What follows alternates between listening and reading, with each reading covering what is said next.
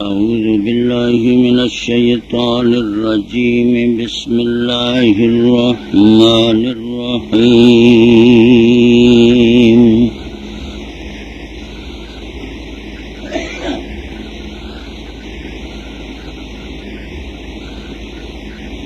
وَلَكُمْ فِيهَا جَمَالٌ حِينَ تُرِيحُونَ وَحِينَ تَسْرَحُونَ.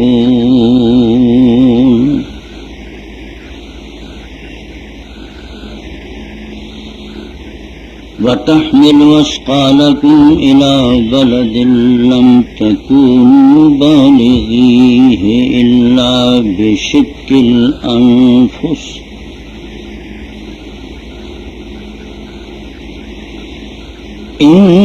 إِنَّ رَبَّكُمْ لَرَءُوفٌ رَحِيمٌ.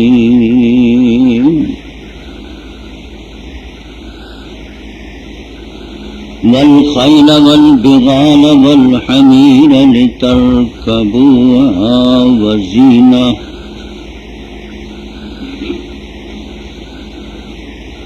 وَيَخْلُقُ مَا لَا تَعْلَمُونَ.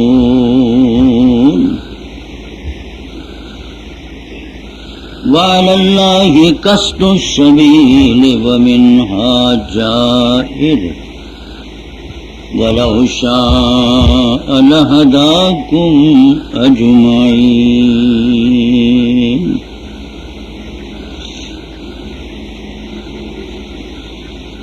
اور تمہارے لیے ان جانوروں میں رونق، جمال، خوبصورتی جب شام کو چراگاہوں سے پھیر کر لاتے ہو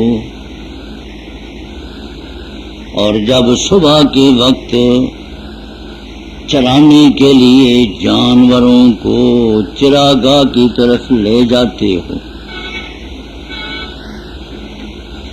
اٹھاتے ہیں تمہارا بوجھ بار برداری ایسے شہروں تک کہ تم نہیں پہنچ سکتے ان شہروں تک مگر جان کو جوکھے میں ڈالو گے.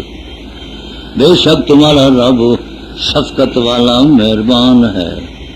بنائے اس اللہ نے گھوڑے، خچر، گدے تاکہ تم سواری کرو ان پر، اور یہ سواری باعث زینت ہے.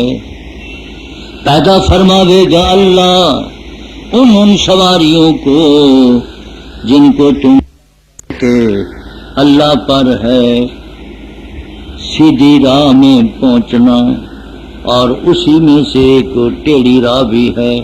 اگر چاہے دکھا دے وے وہ اللہ تم سب کو.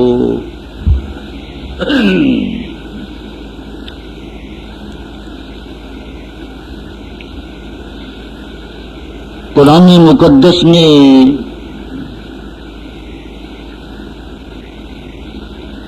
ان آیات کریمہ میں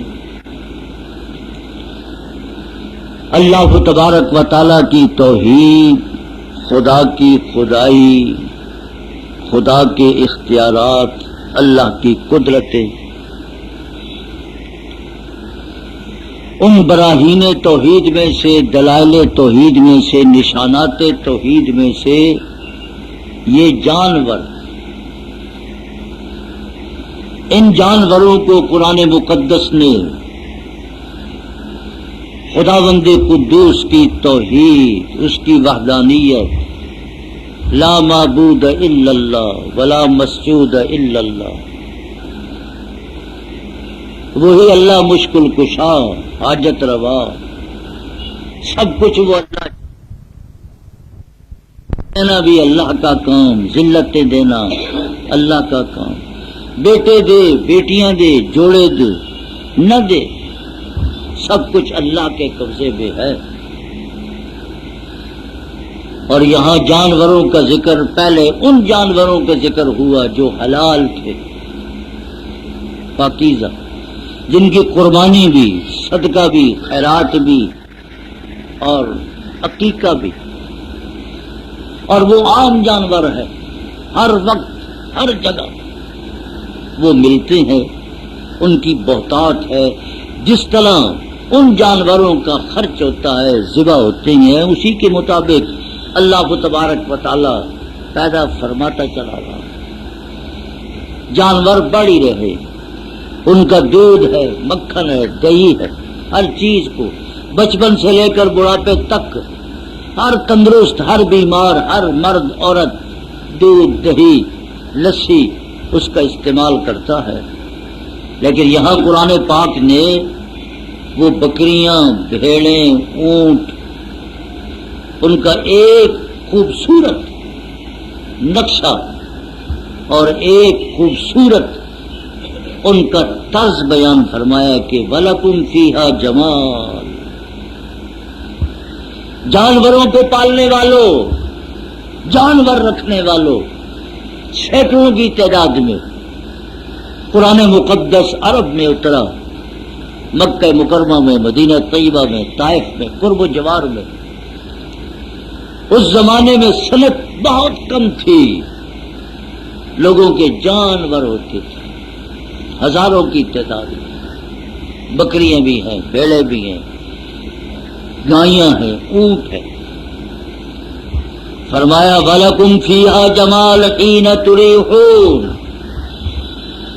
قرآن مقدس نے جانور پالنے والے مالکان سے کہا ہے کہ تمہارے لیے خداوند قدوس نے ان جانوروں میں حسن رکھا ہے، جمال، خوبصورتی، ایک تمہاری شناخت رکھی ہے. جس وقت تمہارے یہ جانور چراگاہ سے چر کر پیٹ بھرے ہوئے اور ان کے تھن دودھ سے بھرے ہوئے جب وہ واپس آتے ہیں، مالک جب اپنے جانوروں کو دیکھتا ہے کہ میری حویلی میں، میرے ڈیرے میں اب جانور داخل ہو رہی ہیں، تو اس کا ایک عجیب و غریب انداز ہوتا ہے. شہری ہے، شہریوں کا اپنا مزاج ہے، دیہاتیوں کا، جانور رکھنے والوں کا اپنا مزاج ہے. قرآن پاک نے اس خوبصورتی کا اور اس حسن و جمال کا نقشہ اس مقام پر کھینچا کہ جب تم شام کو لاتے ہو، مالک اپنے جانوروں کو، اپنے اونٹوں کو، اپنی بھینسوں کو، اپنی گائیوں کو، بکریوں کو دیکھتا ہے، خوش ہوتا ہے. ڈیرے میں بیٹھا ہوا ہے، ہر طرف جانوروں کی آواز آ رہی ہے، چھوٹے بچے ہیں، بکریاں بچے دے رہی ہیں، گائے بچہ دے رہی ہے، اونٹ بچہ دے رہا ہے، بھینسیں بچہ دے رہی ہیں، آوازیں لگاتے ہیں. تو اس کے دل کے اندر ایک خاص خوشنمائی، خاص ایک شناخت، خاص ایک پہچان اور اس کو تلطف، تلذذ حاصل ہوتا ہے. جیسے فیکٹری کا مالک ہے، آپ شہری ہے، فیکٹری کا مالک جب اپنے گیٹ سے داخل ہوتا ہے، دیکھتا ہے میری فیکٹری چل رہی ہے، مزدور لگے ہوئے ہیں، اس کو بھی اللہ نے ایک جمال دیا. دیکھ کر سب کام پہ لگے. مالک آتے ہی جو مزدور سستی کرتے ہیں وہ فوراً متوجہ ہو جاتے ہیں، کام میں لگ جاتے ہیں. لیکن یہاں غور فرمائے کہ تریحون شام کے وقت لوٹ کر آتے ہیں. تسرحون کے معنی ہوتا ہے صبح کے وقت جب چراگاہ کی طرف آپ لے جاتے ہیں. ہونا تو یہ چاہیے تھا کہ صبح کے وقت جب جانور چراگاہ کی طرف جاتے ہیں اس کا ذکر پہلے ہوتا ہے، اور شام کے وقت سیر ہو کر پیٹ بھرا ہوا ہے اس کا ذکر بعد میں ہوتا.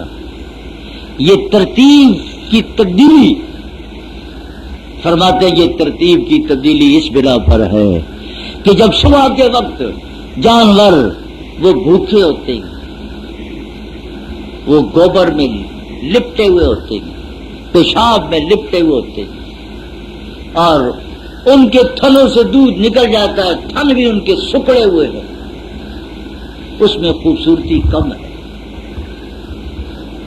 لیکن جب سارا دن باہر چراگاہ میں، زمینوں میں، مربوں میں کھاتے ہیں، پانی پیتے ہیں، پانی میں جاتے ہیں، بیٹھتے ہیں، پھر وہ صاف ستھرے ہو جاتے ہیں. صاف ستھرے کے ساتھ ساتھ پیٹ بھرا ہوا ہے اور ان کے پیٹ باہر نکل رہی ہیں، دودھ ان کے تھنوں سے معلوم ہو رہا ہے، ان کی چال میں قوت ہے، طاقت ہے، اس میں خوبصورتی زیادہ تھی.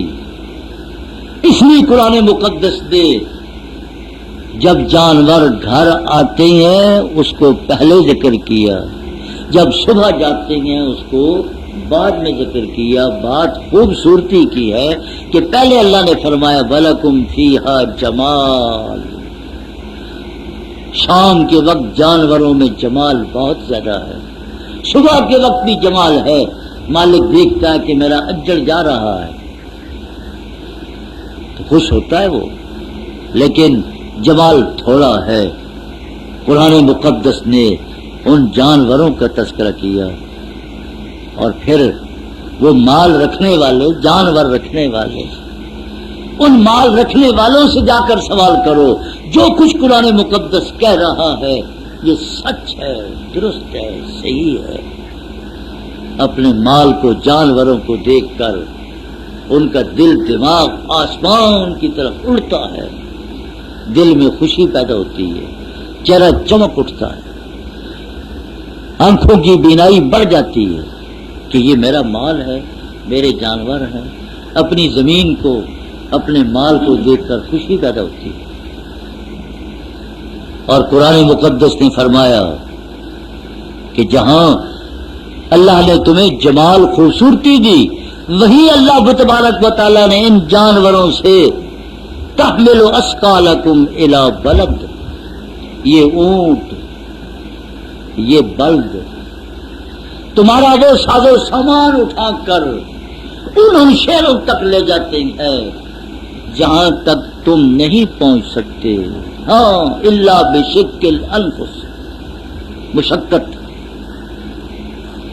جان کو جوکوں میں ڈالو گے، مشقت میں پڑو گے، پھر اپنے کندھے پر، اپنے سر پر بوجھ اٹھا کر لے جاؤ گے۔ اللہ پاک نے ان جانوروں سے تمہارے لیے وہ بار برداری کا کام بھی لے لیا کہ لادو لے جاؤ۔ اللہ اکبر، اللہ اکبر۔ دیکھیے قرآن پاک کی یہ بات آج جدید دور ہے، فوج کے پاس جدید چیزیں، ہیلی کاپٹر، جتنے ملک ہیں، یورپین ملک ہے، دوسرے ملک ہے، ہر فوج کے پاس جدید سواریاں، نئی قسم کی سواریاں، فضا میں اڑنے والی، پہاڑوں میں چلنے والی، لیکن آج بھی محکمہ دفاع وہ گھوڑوں سے اور خچروں سے وہ تنہا کے الگ تھلگ نہیں رہ سکتا۔ مستقل ایسی وہ فوجی جماعت ہوتی ہے جن کے پاس خچر بھی ہیں، گھوڑے بھی ہیں، گھوڑے بھی پالے جاتے ہیں، خچر بھی پالی جا رہی ہے۔ ان گھوڑوں کے ذریعے سے اور خچروں کے ذریعے سے کام لیتے ہوئے پھر سامان، غذا بھی لے جاتے ہیں، راشن بھی لے جاتے ہیں۔ اور اب جو کچھ یہ قبائلی علاقوں میں ہو رہا ہے وہ اسی سے بھی کام لے رہے ہیں، خچروں سے کام لے رہے ہیں، ہیلی کاپٹر سے بھی کام لیتے ہیں، لیکن ہیلی کاپٹر بھی جہاں کام نہیں کرتا وہاں خچر کام کرتی ہے، گھوڑا کام کرتا ہے۔ دیکھو اس جدید دور کے اندر بھی قرآن مقدس نے آج سے 1400 سال پہلے جس بات کا تذکرہ کیا وہ بالکل حرف بحرف آج بھی سچ ہے۔ اب آخر میں قرآن مقدس نے جملہ اور فقرہ اس مقام پر استعمال کیا کہ یہ سب کچھ تم نے سنا، دیکھا، اس حقیقت کو پہچان گئے، لیکن اس طرف کیوں نہیں آتے؟ ان ربکم لرؤوف الرحیم، تمہارا رب، جس رب کی نشانیاں، جس رب کے دلائل، جس رب نے ان جانوروں کو پیدا کیا، وہ رب بڑا ہی مہربان تے شفقت والا ہے۔ اس نے اپنی مہربانیوں تے شفقت سے تمہیں اس مقام تک پہنچایا ہے۔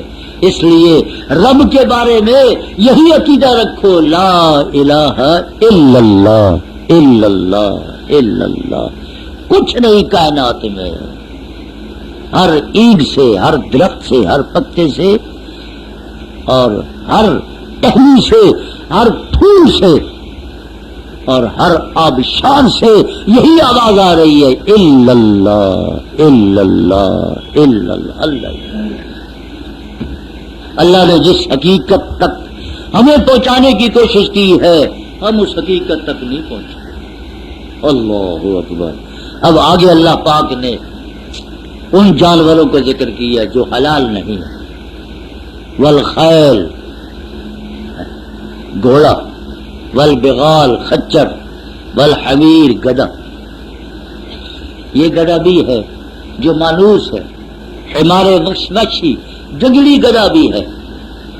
فرمایا ہم نے گھوڑے پیدا کیے، خچر پیدا کی، گدھا پیدا کیا، لترکبوہا وزینہ، کیوں پیدا کیا؟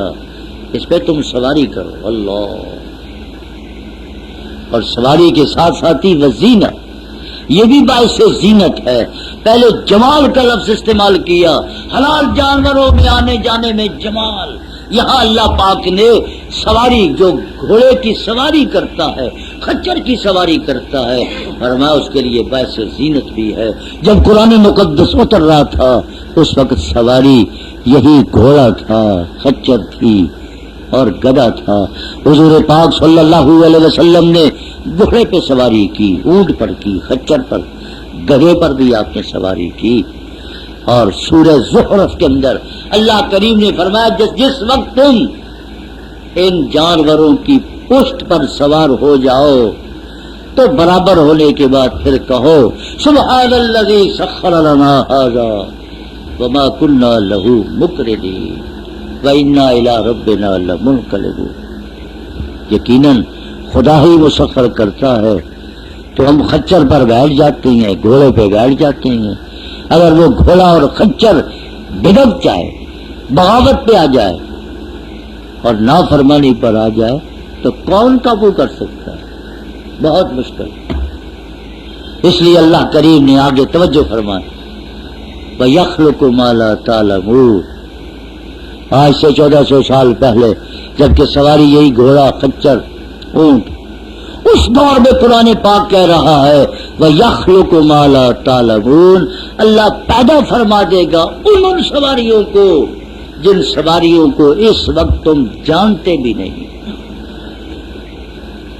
اب کیا سواریاں؟ ہوائی جہاز ہے، باہری بیڑا ہے، ہیلی کاپٹر ہے، برق رفتار، یعنی کاریں ہیں، موٹریں ہیں، موٹر سائیکل ہے، سکوٹر ہے، سائیکل ہے۔ تمام مفسرین فرماتے ہیں کہ ان کی جانوروں کے علاوہ جو جو سواریاں قیامت تک پیدا ہونے والی ہیں، جو ہماری سواریاں بنیں گی، وَيَخْلُقُ مَا لَا تَعْلَمُونَ، ان کو بنانے والا بھی اللہ ہے۔ اللہ ہی نے عقل دی اور اللہ کی دی ہوئی خداداد عقل سے پھر یہ سواریاں، تیز سواریاں، فضا میں اڑنے والی، 8 گھنٹے 10 گھنٹے فضا میں اڑ رہی ہیں۔ اتنا ایندھن ان میں ڈال دیا گیا ہے، 10 گھنٹے امریکہ کتنا دور ہے، فضا میں جا رہا ہے۔ اور فرمایا وَعَلَى اللَّهِ قَصْدُ السَّبِيلِ، سیدھی راہ تو اللہ تک جاتی ہے۔ اهدنا الصراط المستقیم، سیدھی راہ صراط مستقیم وہی ہے جو اللہ تک جائے، وَمِنْهَا جَائِرٌ، لیکن کچھ راستے ایسے بھی ہیں جو ٹیڑھے ہیں، گمراہی والے ہیں۔ وَلَوْ شَاءَ لَهَدَاكُمْ أَجْمَعِينَ، اگر اللہ چاہے تو سب کو اللہ پاک سیدھی راہ پہ ڈال دے، توحید کی راہ پر ڈال دے، شرک کی راہ سے بچائے۔ قرآن مقدس نے ان جانوروں کا الگ الگ ذکر فرما کر، ان کا حسن و جمال کے باعث زینت ہونا ذکر فرما کر یہ بھی بتلا دیا کہ اگر اس سیدھے راستے پہ چلو گے تو یہ خدا کی توحید کی راہ ہے، اللہ کی پہچان ہے، موحد ہو، کلمہ گو ہو۔ لیکن ایک شرک کی راہ بھی ہے، شرک کی راہ سے بچو۔